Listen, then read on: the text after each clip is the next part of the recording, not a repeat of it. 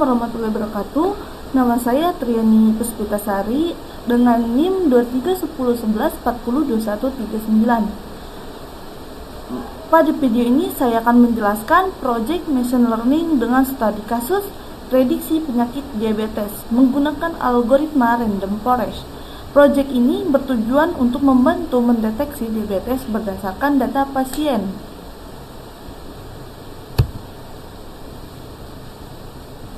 Nah, untuk latar belakangnya, diabetes merupakan penyakit kronis yang dapat menimbulkan komplikasi serius jika tidak terdeteksi sejak dini. Oleh karena itu, diperlukan sistem prediksi berbasis machine learning yang dapat membantu proses pengambilan keputusan secara lebih cepat dan akurat.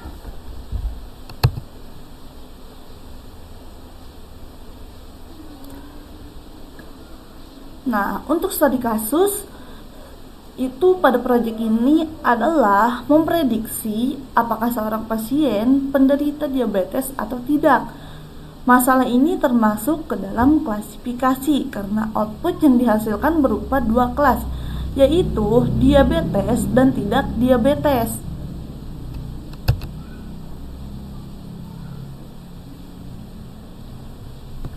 Nah, untuk datasetnya yang digunakan merupakan dataset diabetes yang berisi data medis pasien.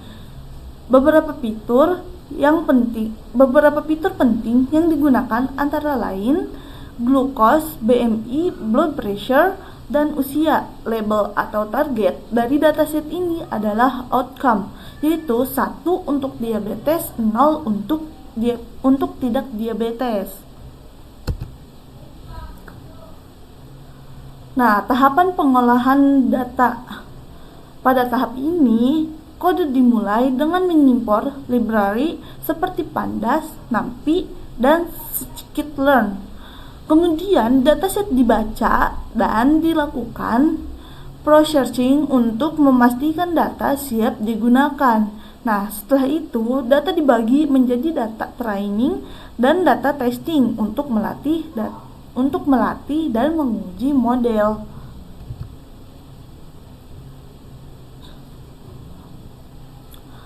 Nah, untuk model machine learning yang digunakan adalah random forest classifier. Algoritma ini dipilih karena mampu menangani data numerik dengan baik dan memiliki performa yang stabil. Nah, model ini dilatih menggunakan data training untuk mempelajari pola hubungan antara fitur dan label.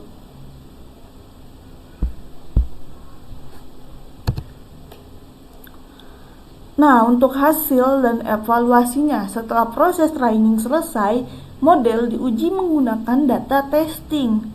Evaluasi dilakukan menggunakan accuracy dan confusion matrix untuk melihat performa prediksi. Hasil menunjukkan bahwa model mampu memprediksi diabetes dengan tingkat akurasi yang cukup baik.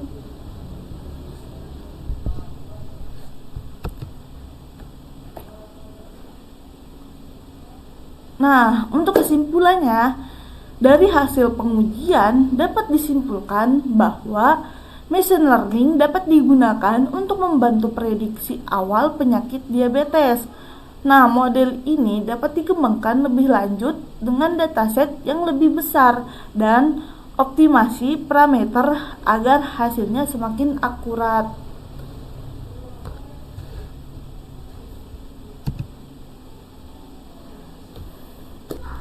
Sekian untuk penjelasannya, saya akan lanjut untuk mencoba kodenya. Nah, sebelumnya saya sudah mencoba dan udah saya perbaiki yang salah. Saya ngambil dari sini, dari GitHub. Dari GitHub-nya Syariful MSTH. Saya akan mencoba ulang.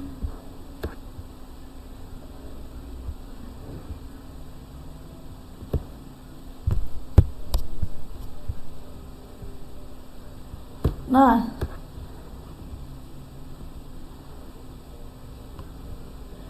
saya akan mencoba ulang si kodenya dari awal.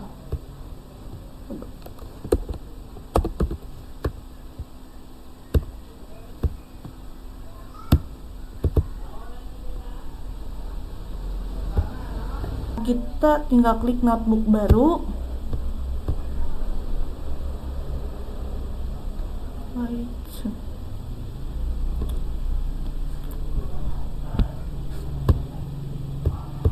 Nah, di sini saya akan salin yang udah saya coba sebelumnya.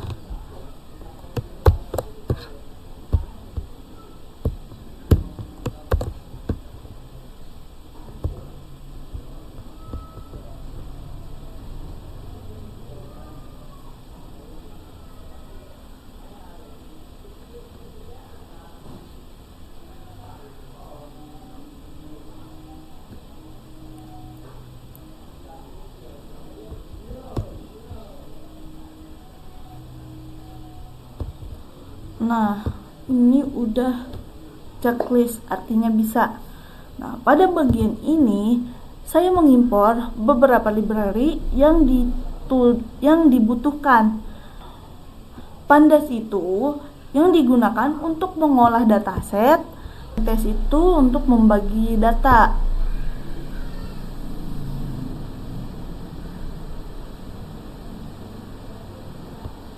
Nah, untuk Random Forest Classifier sebagai model machine learning dan accuracy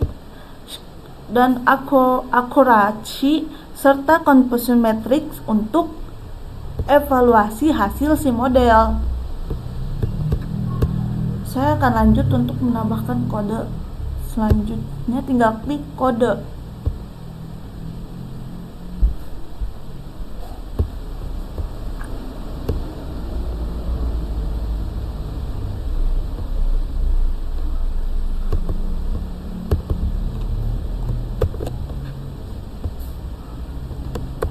Nah, sebelum menjalankan kita harus menambahkan si datanya dulu dengan cara mengunggah si file data ke si Colab.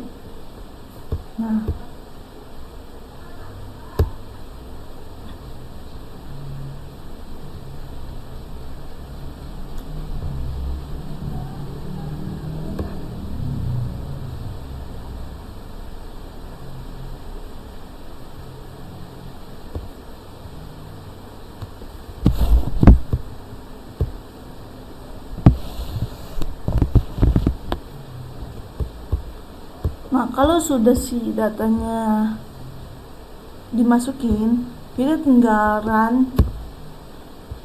Kode ini digunakan untuk membaca dataset DBTest dari file CSV. Dataset ini berisi data medis pasien yang akan digunakan sebagai bahan pelatihan model. Nah, untuk dev head itu fungsi head digunakan untuk menampilkan beberapa baris awal dataset agar kita bisa memahami struktur data dan fitur yang tersedia.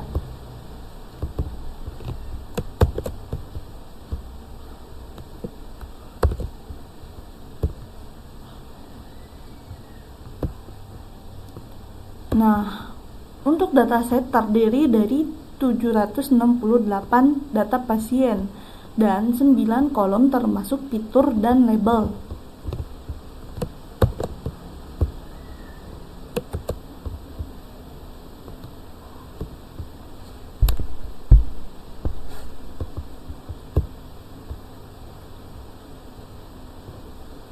Nah, kode ini digunakan untuk memastikan tidak ada data kosong dan tipe data sudah sesuai.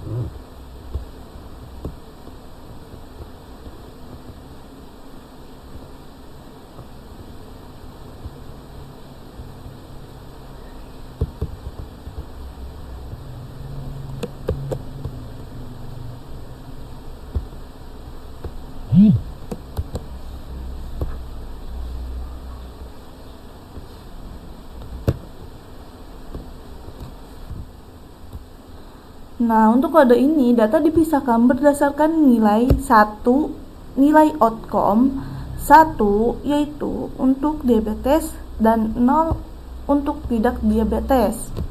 Untuk kode ini itu untuk menghitung jumlah pasien pada masing-masing kategori.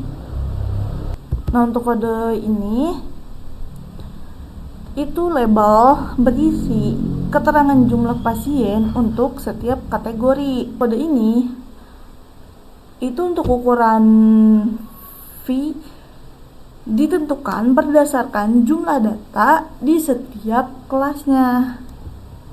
Nah, untuk kode ini warna merah melambangkan diabetes, sedangkan hijau melambangkan non-diabetes. Nah, grafik V ini menunjukkan perbandingan jumlah pasien diabetes dan non-diabetes. Nah, bagian merah mempresentasikan pasien diabetes, sedangkan bagian hijau menunjukkan pasien non-diabetes. Presentasi pada grafik memperhatikan bahwa jumlah pasien non-diabetes lebih banyak dibandingkan pasien diabetes. Nah, untuk yang diabetes itu 268 orang itu 34,9%. Nah, untuk non-diabetesnya 500 orang itu 65,1%. Jadi lebih banyak yang tidak diabetes.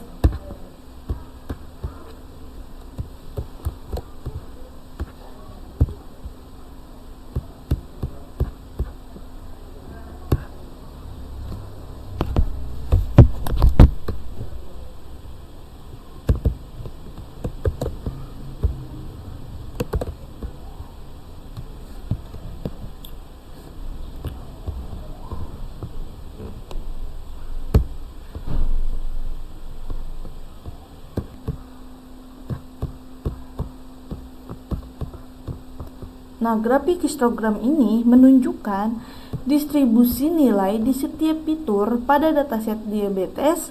Setiap batang pada histogram mempresentasikan jumlah data pada rentang nilai tertentu. Nah, dari grafik ini dapat dilihat bahwa beberapa fitur memiliki sebaran data yang tidak merata, sehingga diperlukan tahap pre-processing sebelum proses latihan model.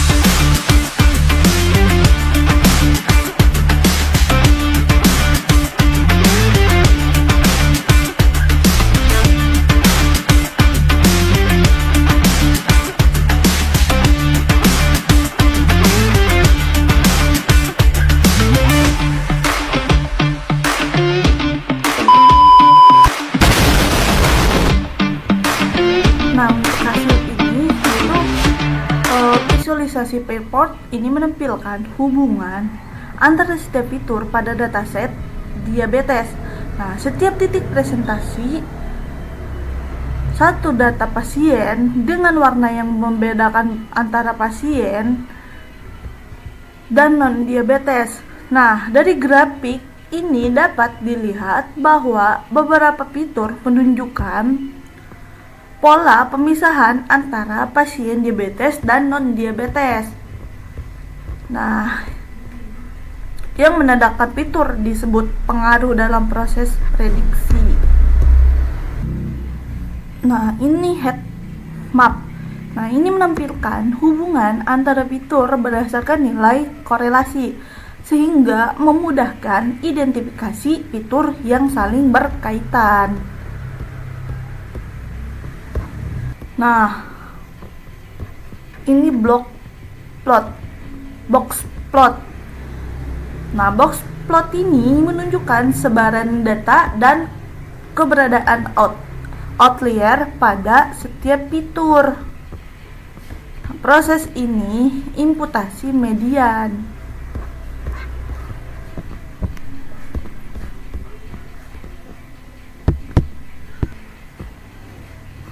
Nah, dari hasil box plot ini dapat dilihat bahwa sebaran data menjadi lebih stabil dan nilai ekstrim atau outlier berkurang dibandingkan dengan visualisasi sebelumnya. Nah, hal ini menunjukkan bahwa proses imputasi median berhasil memperbaiki kualitas data sehingga lebih siap digunakan dalam proses pelatihan model machine learning. Grafik sebelah kiri yaitu before SMOT. Nah, grafik batang sebelah kiri menunjukkan distribusi data sebelum dilakukan SMOT. Nah, terlihat bahwa jumlah data non-diabetes jauh lebih banyak dibandingkan data diabetes, sehingga dataset bersifat tidak seimbang. Nah, grafik sebelah kanan ini itu after SMOT. Grafik batang sebelah kanan menunjukkan distribusi data setelah dilakukan SMOT. Nah, jumlah data pada kelas diabetes dan non-diabetes terlihat seimbang, yang menandakan bahwa proses oversampling berhasil. Nah, kode ini itu untuk melatih model random forest dengan 50 pohon keputusan dan kedalaman maksimum 5. Nah, nilai akurasi menunjukkan persentase prediksi yang dilakukan model secara benar terhadap seluruh data uji. Kode ini itu digunakan untuk mengevaluasi performa model random forest pada data uji menggunakan akurasi, classification, report, dan Gaussian matrix. Ini digunakan untuk mencari kombinasi parameter terbaik pada random forest menggunakan grid short CP. Nah, dari perintah pip adalah model random forest yang telah dilatih dengan parameter terbaik. Nah, model ini diharapkan pemilik performa yang lebih optimal dalam memprediksi kondisi diabetes. Kode ini untuk mengevaluasi performa model hasil tuning pada data latih menggunakan akurasi, classification, report, dan Gaussian matrix. Pada bagian terakhir evaluasi, fungsi print score digunakan untuk menguji performa model random forest hasil tuning pada data uji. Nah, data uji merupakan data yang tidak digunakan saat proses pelatihan, sehingga hasil evaluasi ini mencerminkan kemampuan model dalam melakukan generalisasi. Nah, nilai akurasi menunjukkan seberapa banyak prediksi yang dilakukan model dengan benar pada data uji. Nah, akurasi tinggi pada data uji menandakan bahwa model mampu bekerja dengan baik pada data baru. Demikian penjelasan mengenai proyek prediksi diabetes menggunakan machine learning. Semoga model ini dapat menjadi representasi dalam mengembangkan sistem kesehatan berbasis data di masa depan. Sekian dari saya. Mohon maaf kurang dan lebihnya karena saya masih dalam tahap belajar. Wassalamualaikum warahmatullahi wabarakatuh.